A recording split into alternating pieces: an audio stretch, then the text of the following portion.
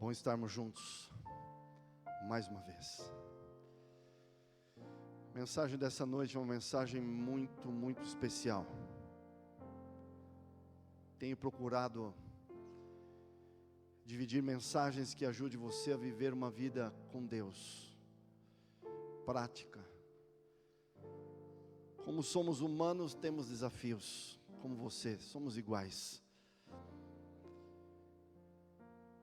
Tenho ficado feliz a cada dia por estar aqui.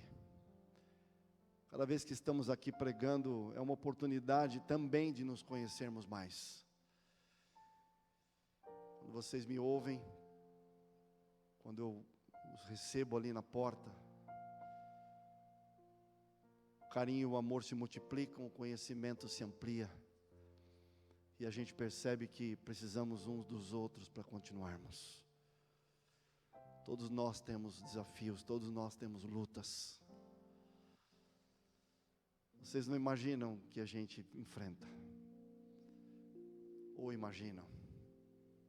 Estamos no mesmo mundo, no mesmo planeta, nas mesmas condições. E Deus sabe como fazer as coisas quando nós ficamos perto dEle. É isso que dá sentido para a vida. Sem Deus não há esperança. Sem Deus não existe um amanhã. Sem Deus não existe vida. Sem Ele sobrevivemos, nos arrastamos, esperando qualquer coisa, menos a certeza de que as coisas vão ser diferentes. O bom de termos Deus é que, independentemente daquilo que aconteça ao nosso redor, Ele é o nosso escudo, nossa proteção. Ele é o nossa cidade de refúgio. Ele sabe como cuidar de nós. Queria que você orasse agora. O texto vai ser o texto que está em Mateus capítulo 4. Mas eu queria que nós entrássemos na atmosfera do céu agora. Já estamos nela, mas mais ainda. Avançar mais. Pedir mais a presença dEle. Nos entregarmos mais. Queridos, é isso que você e eu precisamos. Dar cada dia mais um passo. Cada dia mais perto dEle. Sem isso não tem como prosseguir. Por fora você pode prosseguir. Sorrir para as pessoas que rodeiam você. Dizer que está tudo bem. Mas cada um de nós sabemos se estamos ou não realmente bem. E se não está bem, acredite naquilo que a palavra de Deus diz. Jesus disse: eu vim para que tenham vida. Vida é mais do que andar, respirar, trabalhar. Vida está ligado à pessoa de Jesus, fazendo com que nossa vida tenha sentido. Vamos orar. Peça para Ele no fundo do teu coração. Não importa a tua religião. Não importa se você está aqui pela primeira vez, segunda vez. Não importa se você se sinta pequena ou pequeno diante de Deus, indigno ou indigna. Esqueça isso. Vá a Ele como você está nessa noite. Deixe as outras coisas serem conduzidas por Ele. E Ele sabe como agir na tua vida e na minha, para que demos passos e cheguemos numa condição muito melhor do que aquela que temos hoje. Feche os olhos, se você puder, se você quiser, para se concentrar melhor. E depois farei mais uma oração. E vamos estudar Mateus capítulo 4.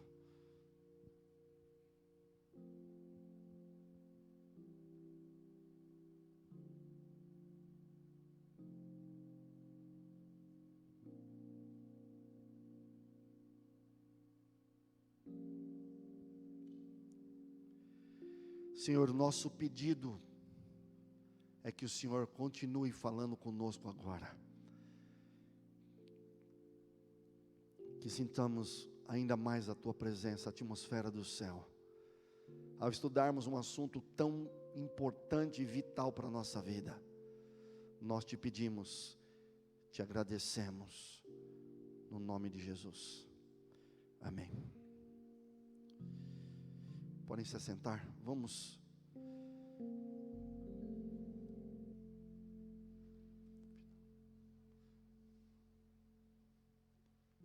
Capítulo 4.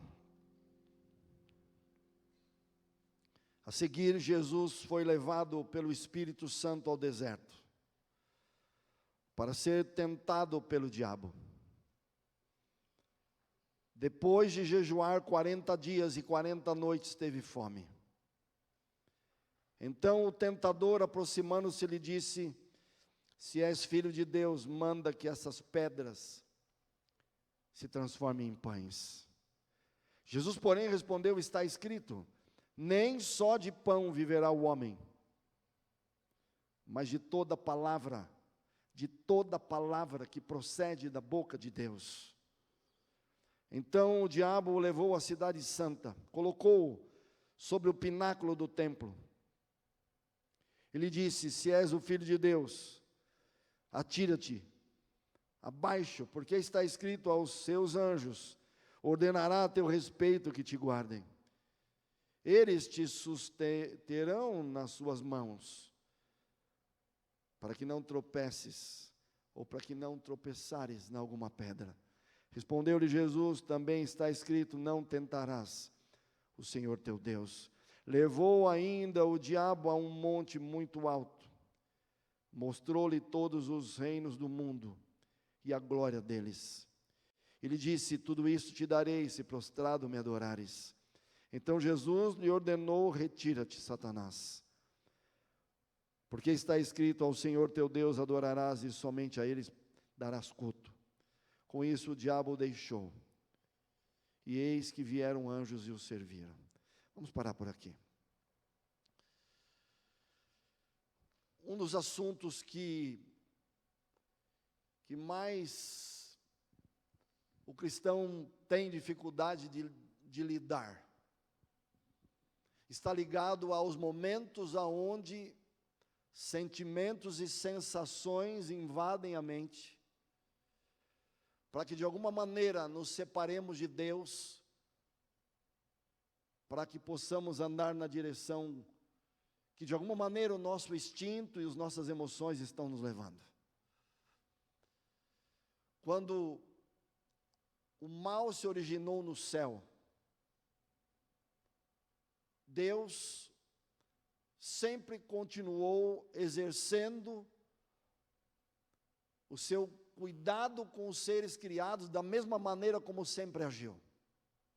A palavra de Deus diz que Deus é justo, que Deus é correto, que Deus é verdadeiro, que Deus ama, que Deus se preocupa. E Deus, no seu amor extraordinário, sempre dirigiu o universo de uma forma que todos os seres criados pudessem ter vida plena, pudessem ter uma vida realizada, pudessem ter sentido para a vida. A proposta de Lúcifer foi andar numa direção que parecia correta, quando ele propôs para os anjos e disse isso para Deus, que Deus deveria mudar a sua forma de conduzir o universo, porque um Deus que ama não deveria limitar a liberdade ou limitar a utilização do livre-arbítrio de cada ser racional e inteligente. A princípio, a expressão de Lúcifer, as ideias dele pareciam ter sentido, porque ele de alguma maneira criou um caminho falso, ou uma falácia, de aparentemente estar dizendo verdades, quando na verdade estava por trás o seu orgulho, por entender que ele era tão capaz, tão belo, tão inteligente, a ponto de ser como Deus. Mas a sua expressão, o seu caminho inicial para tentar trazer os anjos para o seu lado, e quem sabe o universo para o seu lado, era propor algo que poderia parecer bom para todo o universo. uma ideia de liberdade, que colocava de lado as leis de Deus, leis que preservavam, que protegiam. Aparentemente a sua proposta era tirar as leis, porque na mensagem dele, o fato de Deus ter as suas leis estava diretamente ligado a um Deus que não ama, mas que limita, que cerca, que poda, que tira a alegria, porque ele de alguma maneira tentou convencer a todos, dizendo que se Deus fizesse diferente, se Deus tirasse de todos o direcionamento que as leis de Deus davam, ele colocou numa ótica, numa aparente mensagem que de alguma maneira parecia favorecer todos aqueles que estavam criados. Uma vez estava dando um estudo numa casa, a moça era cristã e o irmão não era, ou era um pouco. E ela disse: meu irmão tem perguntas bastante interessantes. Eu disse: tudo bem, eu amo responder perguntas. E a pergunta que ele me fez foi simples. Ele diz: se Deus deu liberdade, se Deus realmente deu a liberdade para os seres que Ele criou, então nós poderíamos fazer tudo aquilo que nós gostaríamos de fazer, e nada deveria ser errado. Ele não deu liberdade, Ele não deu livre-arbítrio, ele me dizia. Deus não disse que nós temos a liberdade de fazermos o que quisermos, entre aspas. Então por que nós temos limites? Por que existem coisas que Deus é claro em dizer que nós não temos que fazer? Parece uma pergunta difícil de se responder, porque no conceito humano, liberdade está ligado a fazer tudo o que você quiser fazer, no conceito humano. Se eu perguntar para alguém nas ruas, o que é liberdade? A pessoa vai me dizer: liberdade é dormir a hora que eu quero, se eu quiser comer, como, se não quiser, não como. Se eu quiser assistir um filme, eu assisto. Se quiser andar pelas ruas, eu ando. Faço o que quiser. Parece certo esse conceito. Mas se esse conceito fosse certo, o que seria da liberdade que o outro que convive com ele, como seria a liberdade do outro? Como o outro que convive com esse, que acha que pode fazer o que quiser, como a liberdade do outro seria afetada? Por exemplo, eu moro em um prédio. Se alguém resolver ouvir música alto a noite inteira, ele pode dizer: tenho liberdade, ouço o quanto eu quiser, no volume que eu quiser. Isso é liberdade. Mas e a minha liberdade? Que talvez more no apartamento ao lado, ou embaixo, ou em cima, e eu não quero ouvir música. Como ficaria a minha liberdade? Quem deveria exercer a sua liberdade? Eu pedindo silêncio, ele colocando a música? Como isso se resolveria? Entendem? Liberdade parece algo simples, mas, queridos, a liberdade nunca foi proposta por Deus para que o ser humano pudesse fazer aquilo que ele quisesse, ou qualquer outro ser, os anjos, sem nenhum tipo de limite. Liberdade não está ligado a algo ilimitado.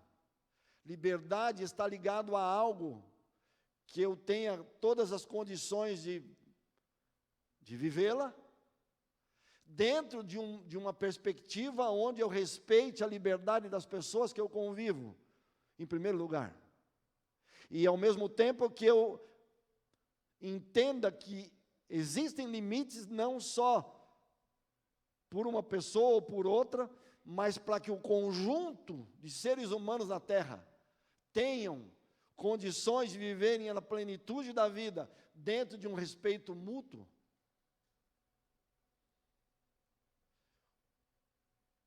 Quantas vezes nós já tomamos decisões na vida, que achávamos que as decisões eram certas, e entendemos que a vida era nossa, que como a vida é nossa, poderíamos fazer o que nós quiséssemos fazer, e depois tivemos resultados que nós não gostaríamos de tê-los. Porque Deus nos dá liberdade de fazermos o que quisermos, mas Ele não nos deu a capacidade e o poder de determinarmos quais serão os resultados daquilo que nós fazemos. Entendem isso? Eu tenho a liberdade de pular de um prédio de 30 andares. Eu tenho a liberdade, mas eu não tenho o poder de definir que os resultados da minha atitude serão diferentes do que aquelas que serão de verdade. Se eu pular de um prédio de 30 andares, provavelmente morrerei. Mas eu penso assim, não, a liberdade é minha, eu pulo da onde eu quiser, e não vai acontecer nada comigo, eu estou definindo isso. Isso não é possível. Mas então Deus está tirando minha liberdade? Não, Ele não me criou para voar, pelo menos por enquanto, não sei como vai ser no céu. Mas Ele não me criou para fazer certas coisas. Esse moço me dizia, então eu não posso comer madeira, não posso comer vidro, não posso comer ferro, Deus está me limitando. Eu disse, Deus não está limitando, Deus criou centenas de alimentos para você. Mas Ele é tão extraordinário que Ele criou outros materiais para fazer outras coisas. Você não pode comer a madeira, mas você pode usar a madeira para outras coisas. Ao invés de parecer que você está colocando um Deus que limita você, ao contrário, Deus te oferece oportunidades em uma série de coisas que produzirão e que propiciarão para você uma vida abundante. Queridos, jamais Deus diria não para nós quando Ele sabe que o sim é melhor. Mas ao mesmo tempo, Deus não diz sim quando Ele sabe que o não é melhor. Entendem isso? Mas aonde está o problema?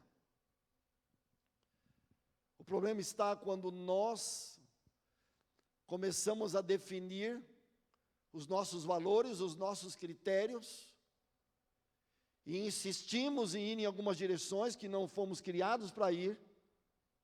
Os resultados não serão o que nós imaginamos que sejam, e depois ainda, apesar de tudo isso, normalmente ainda culpamos a Deus. Ainda achamos que Deus é o responsável por isso. Na mente de Lúcifer, sempre houve, e até o fim, sempre haverá um propósito de agir de tal maneira que ele magoe a Deus, e ao mesmo tempo que ele tente magoar a Deus, melhor dizendo, ao magoar os seus filhos que ele criou. Por que essa sede? Por que esse desejo do inimigo em querer fazer você errar? Em querer fazer você cair em tentações, em fazer com que você não suporte as provações? Por que essa insistência desse ser que age com milhares de anjos que caíram para tentar fazer com que você morra, seja infeliz, desista, se perca? Por quê? Como? É a melhor forma de atingir de alguma maneira o coração de Deus, porque se há algo que dói mais em nós do que quando nós estamos feridos, é quando alguém fere alguém que a gente ama. E se for filho, dói mais. Não é assim? Que mãe que está aqui, que pai, quando vê o filho doente, se pudesse, não trocaria de lugar com ele.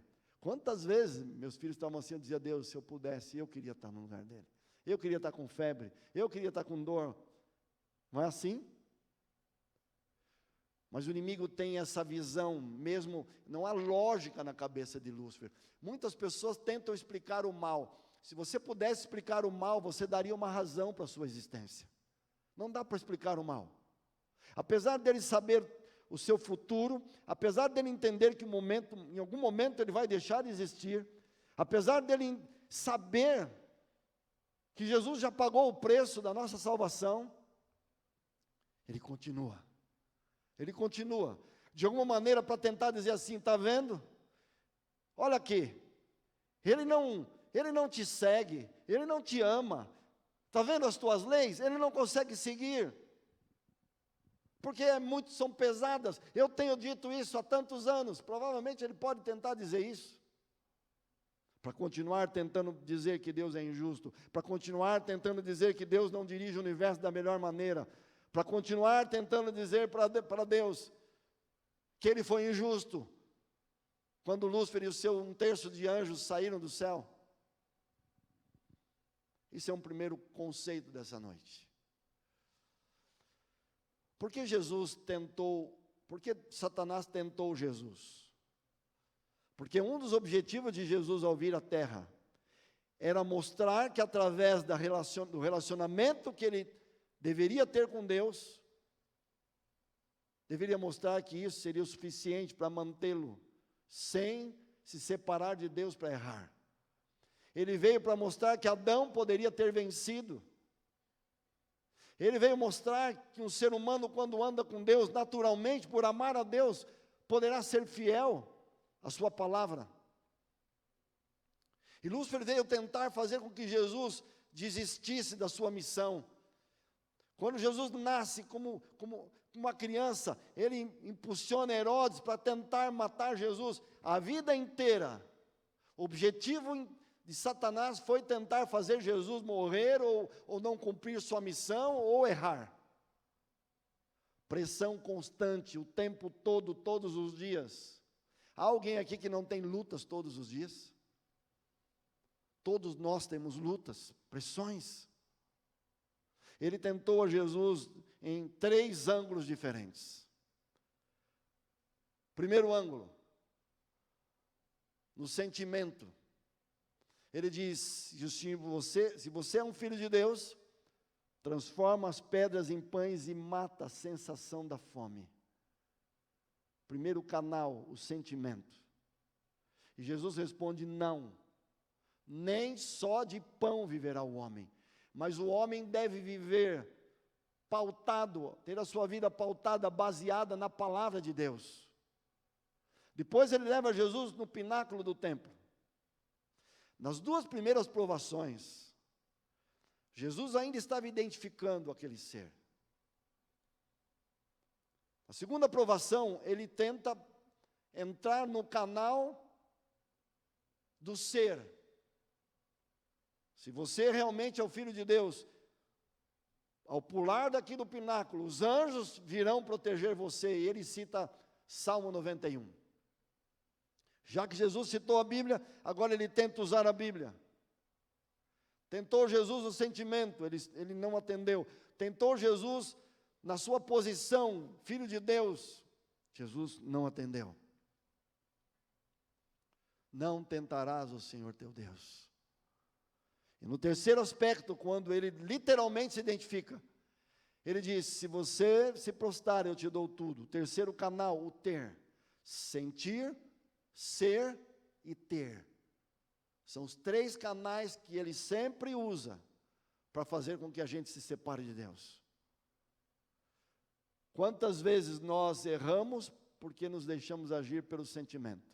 Quantas vezes pessoas erram porque elas dizem: não importa o preço que eu pague, eu serei presidente, eu serei famoso. Não importa o preço. E o terceiro canal, o ter. Nem que eu faça tudo errado, eu terei o dinheiro que eu preciso, o carro que eu quero ter, a casa. Não importa os meios, eu obterei. São os 3 canais. Avaliem. Vamos pegar o exemplo de Eva.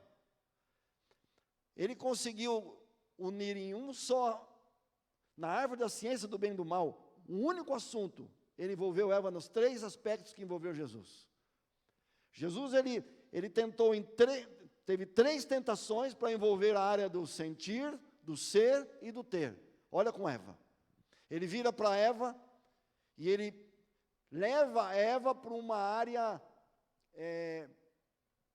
de insatisfação. Eva estava estável.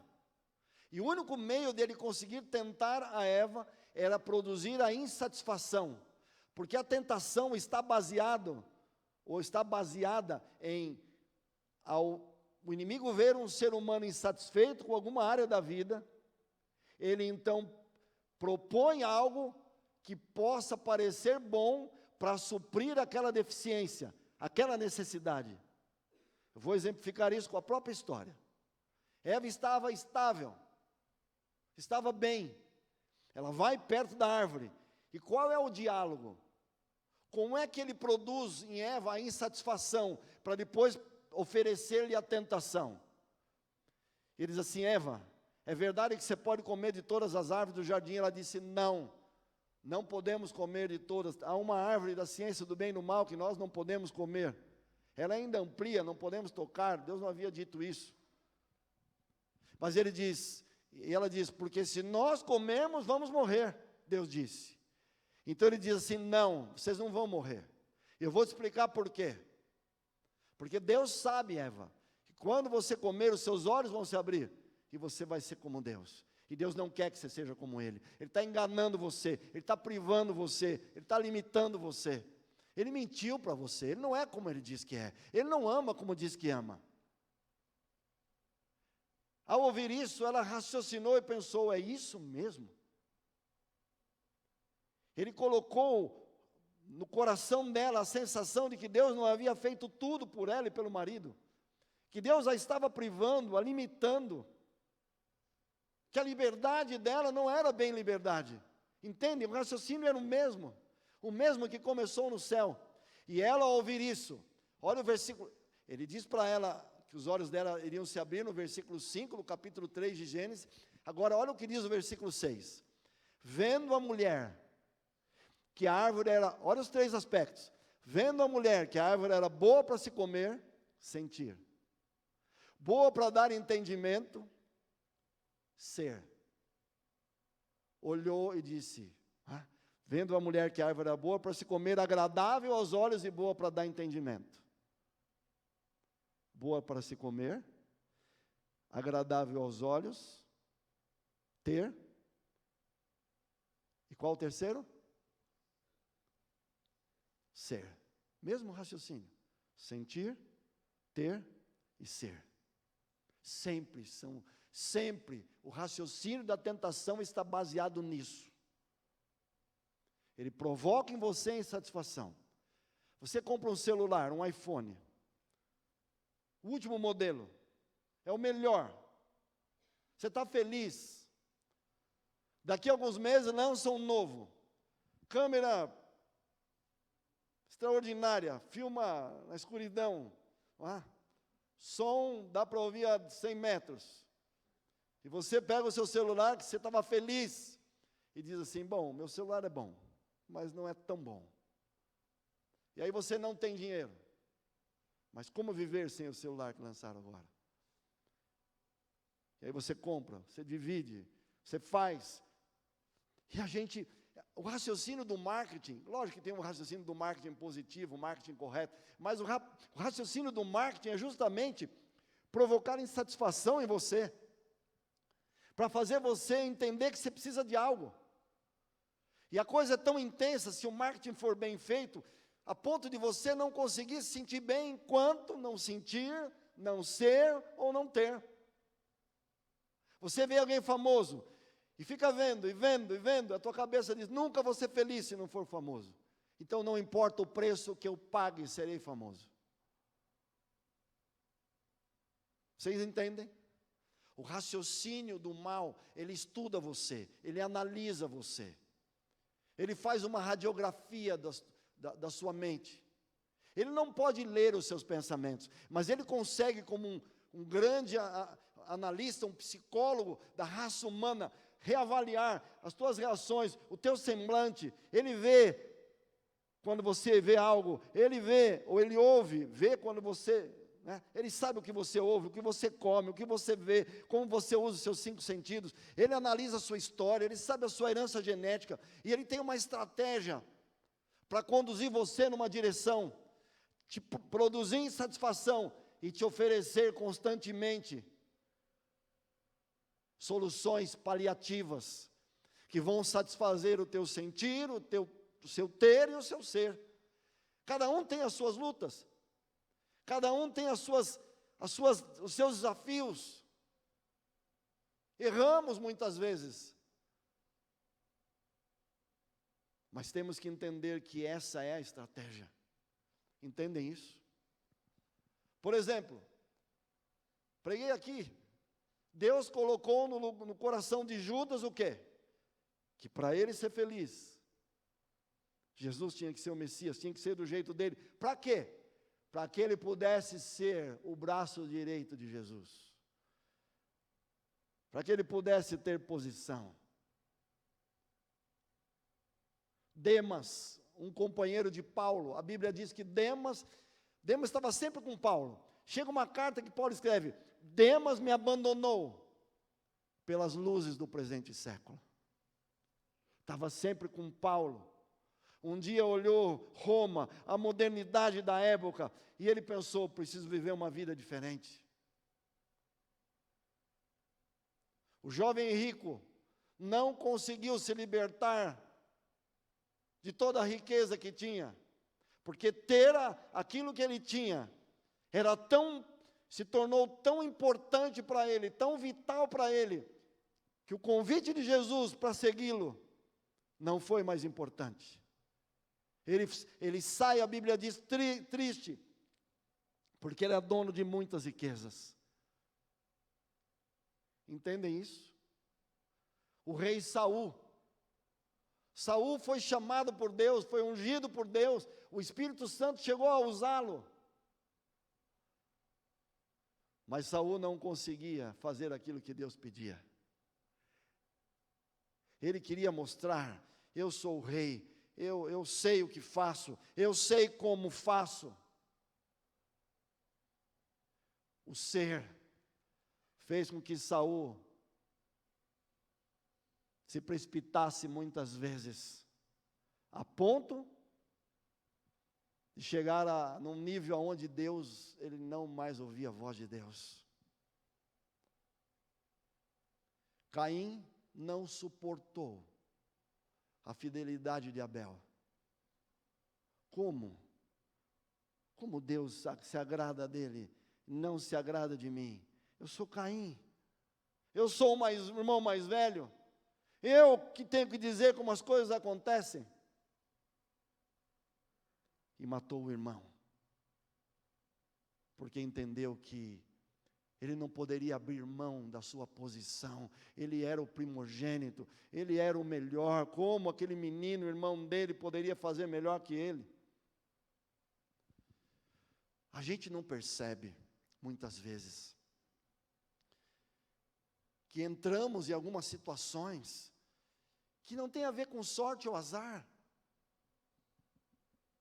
que há um planejamento. Você às vezes pensa: quem sou eu? Já pensou alguma vez assim? Quem sou eu para o inimigo se preocupar tanto comigo? E você pensa: não é possível. Isso tem a ver com sorte, tem a ver com azar, não é possível. Alguns dizem: tudo acontece de errado comigo. E até uso alguns símbolos, né? Eu sou pé frio, alguns dizem sou azarado, ou nada dá certo.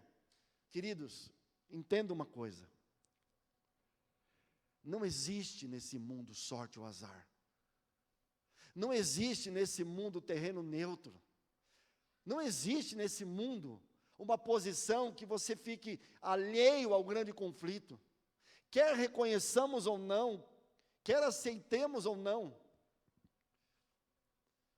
nós estamos envolvidos em algo que nós temos que entender, que a cada dia, a cada minuto, a cada escolha, a cada decisão, somará ou não para que você fique cada vez mais perto do Senhor. Entende isso? Nós precisamos, eu vou usar um termo aqui que não se usa, mas nós precisamos ser cristãos profissionais. Entendem? Nós vemos a igreja, vivemos de forma, entre aspas, amadora. O Edmilson viu, uma semana que nós estávamos visitando, cheguei aqui no Belém, fui parar o carro, corri, bati o pneu na guia. Não estava quase parado, o pneu rasgou inteiro. Lembra, Edmilson? Deixei o carro, fui trocar o pneu. Nem preciso dizer o preço de um pneu. Quando troca um, tem que trocar o outro. Troquei, novinho.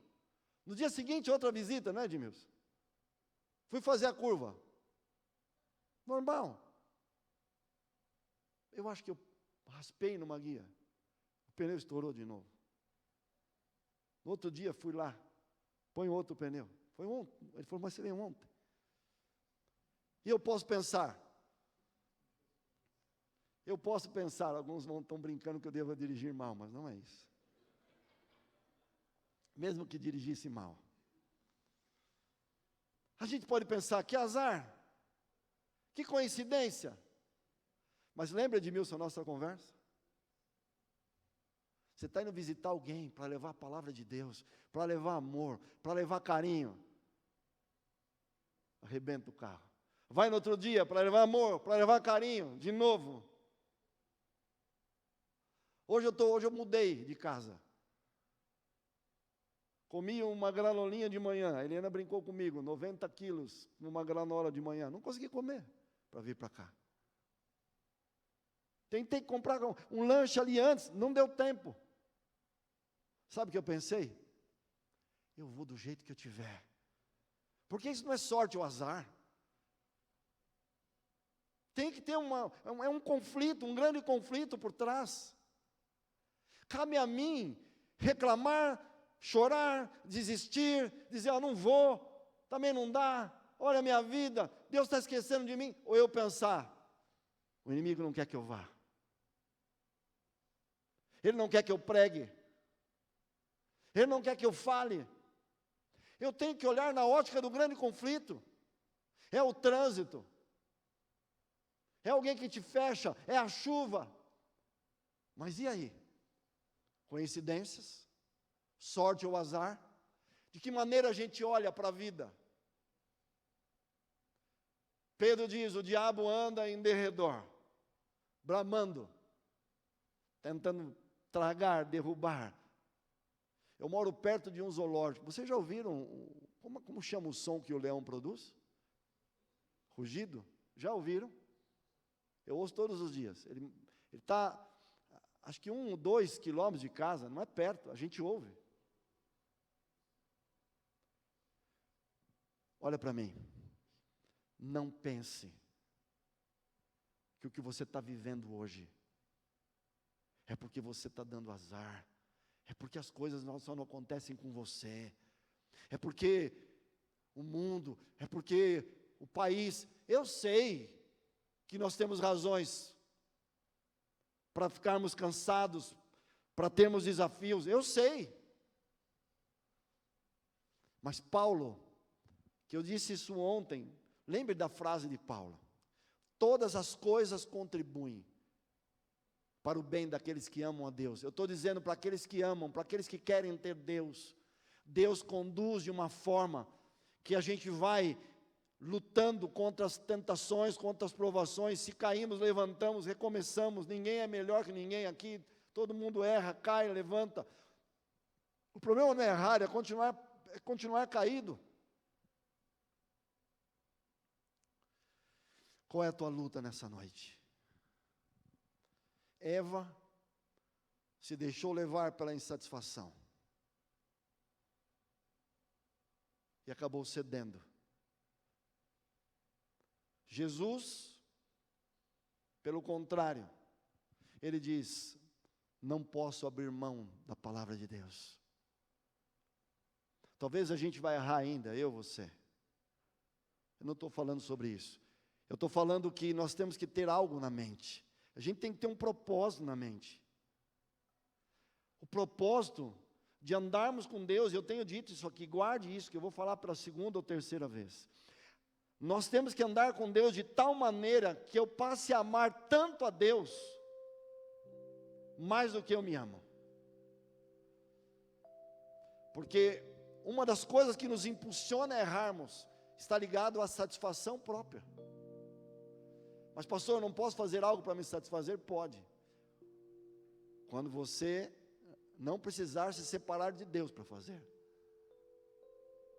Porque aquilo que vem de Deus eu posso experimentar, viver, saborear, aproveitar, mas eu vou estar com Ele junto. Vocês se lembram quando os discípulos estavam andando com Cristo? E quando eles queriam disputar e conversar, quem é o maior? Eles deixavam Jesus, eles andavam devagarzinho, deixa Jesus ir na frente, e ficavam aqui. Só que eles esqueceram o quê? Quando eles chegaram no lugar que iam chegar, Jesus perguntou: o que vocês estavam falando no caminho? Porque Jesus sabia que perto dele não há morte, não há pecado. Nós temos que nos separar de Deus para fazermos aquilo que nos satisfaz. Eva fez aquilo que ela entendeu que deveria fazer, e ainda deu para o marido. Jesus, fiel à palavra de Deus. Vou dizer uma última coisa antes da gente fechar. Por que Jesus era chamado o homem de dores? Já viu esse termo? Ele era um homem de dores? Que dores? A gente já pensa na cruz, né? Ele sentiu dor na cruz, não tem nada a ver com essa dor. Que dor é essa? Que dor é essa? Você já resistiu a uma tentação? Qual é a sensação da tentação? A sensação da tentação é assim, você sabe disso, eu vou só explicar de forma didática. Quando vem uma tentação, é uma sensação de falta de algo, não é? E essa falta de algo, você começa a gerar em você uma sensação progressivamente terrível. Porque o inimigo coloca na sua cabeça: se você não fizer, se você não sentir, se você não obter, você vai ficar com essa sensação horrível pela eternidade. Aí na hora que você está assim, você pensa na Bíblia, você não tem vontade de ler. Você pensa em qualquer outra coisa, você não tem vontade. Qual a única vontade na hora da tentação? Fazer o que a tentação está te propondo. Não é assim, não é isso?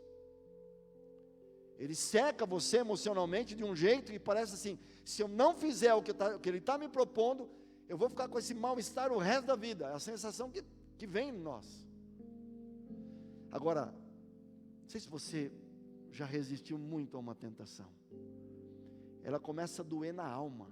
A sensação de querer errar e você não errar, dói. Dói. Não é uma dor só física, é uma dor mental, é uma dor emocional, é uma dor de alma. Que fica te pressionando: vai logo, experimenta logo, faz logo, logo. Mas quanto mais a gente segura e não vai, dói. E Jesus foi tentado em a sua vida inteira, e ele segurava a dor da tentação para não cair até o limite máximo. Entendem isso? Quando nós permanecemos nele, a dor da tentação virá, mas em algum momento ele nos dará o escape, porque a Bíblia diz que não vem tentação que não seja humana, que ele não manda o escape. O Márcio vai cantar a última música agora. Estou tentando dizer para você nessa noite, que tem cedido às tentações, que tem caído, e que talvez esteja aqui à noite arrastado ou arrastada, veio porque tinha que vir, não está aguentando, mas veio aqui com uma certa esperança, ou até com esperança de que alguma coisa mude, porque você promete, você faz o teu pacto, o teu voto, que você vai mudar, mas você continua. E a sensação que você tem é que não vai funcionar com você. Não adianta insistir, não adianta continuar. Que talvez para Jesus funcionou, para outros isso funcionou, mas para você não. Isso não é voz de Deus, é voz do inimigo de Deus. Entenda. Vou repetir uma coisa que eu disse há 2 dias atrás. Quando eu erro, e eu ainda erro, o que me entristece não é o erro em si. Claro, ele também me entristece. Mas me entristece ainda por perceber que eu não permaneço em Jesus o suficiente. Eu ainda não o amo o suficiente para não largar dele e errar. Aqui é o foco, aqui é o esforço, aqui é a direção de ficar com ele, de lutar com ele. Tentação nenhuma vai ser resistida para sempre, sem amá-lo acima de você, sem permanecer nele acima de qualquer coisa. Na hora das lutas, aprenda a lutar antes de ter tentações, mas na hora da luta, a sua luta não é vencer a tentação simplesmente, é permanecer nele, porque quem permanece nele não vive pecando. Entende isso? Está cansado de errar? Não desista. Já errou 100 vezes? Não desista. Mas avalie a sua vida, não pelos erros que você comete ou não. Tudo bem, você pode até olhar um pouco isso, mas avalie a sua vida pelo tempo que você permanece com ele, pela qualidade de comunhão que você tem com ele, lendo a Bíblia, meditando na palavra de Deus, passando tempo, conversando com Deus sobre o que você lê, saindo, andando com ele pelas ruas, no ônibus, no metrô, no carro, vindo para a igreja, servindo a ele segundo os dons que Deus te deu, porque isso também é andar com Deus. Ao servi-lo, ele anda com você. Vocês acham que eu estou aqui pregando? O que o Espírito Santo está fazendo comigo enquanto falo? Meu peito está queimando, sinto a presença de Deus, a atmosfera do céu. O Espírito Santo usa o dom que Ele me deu, mas ao mesmo tempo Ele me santifica. É assim com vocês, com todos nós. Muitas vezes ficamos no banco esperando algo surgir. Queridos, avance, o mar vai se abrir, ande com Ele. E nessa caminhada, vamos nos ajudando, vamos nos santificando, vamos passando para a próxima fase, a próxima etapa, aonde o Senhor vai nos levar. Esse é o convite do Senhor nessa noite. Permaneça nele, para que Ele possa permanecer em você e te dar vitórias progressivas. O Márcio vai cantar, aproveite esse momento para orar, entregar a sua vida para o Senhor.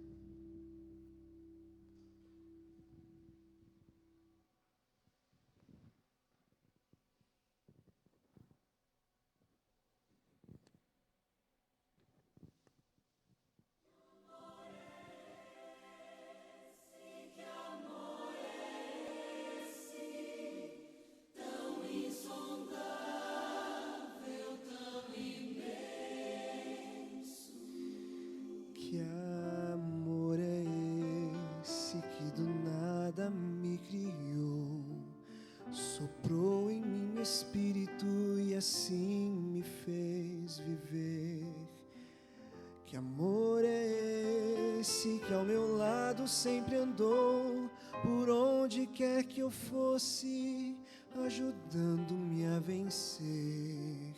Que amor é esse que um dia me salvou do meio dos meus erros, estendeu-me a sua mão? Que amor é esse que esqueceu o mal que eu fiz em toda a minha vida e me deu o seu perdão? Sim, eu sei que amor é esse, vou dizer a quem quiser ouvir. Levanto minha voz ao céu, o amor maior que nunca hei de compreender.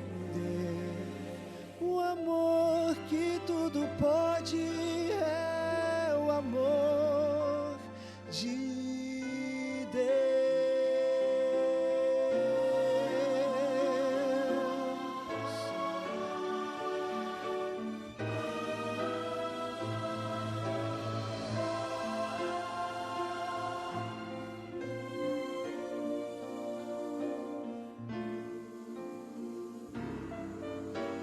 Que amor é esse que transforma o coração, que dá sentido à vida, que redime o pecador?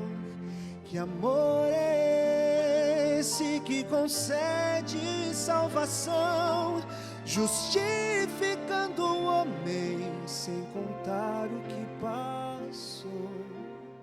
Que amor é esse que nos prometeu voltar para dar a vida eterna a quem nele apenas crê? Que amor é esse que a própria vida deu, deixando sua glória, vindo ao mundo para morrer? Assim eu sei que amor é esse, vou dizer a quem quiser ouvir.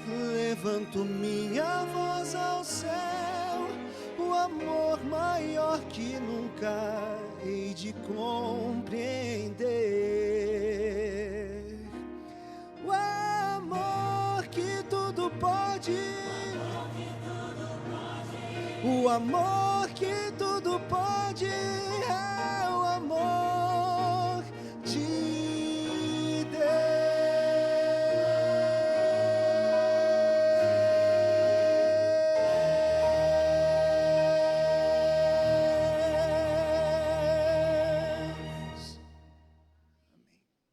Senhor nosso Deus,